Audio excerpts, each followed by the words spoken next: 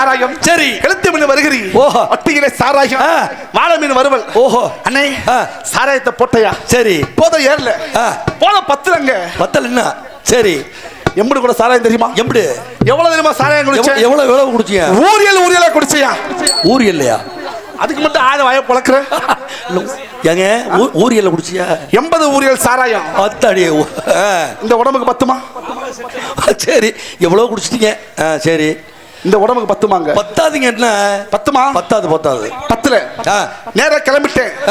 எங்கே? எங்கே? பனங்காட்டுக்கு.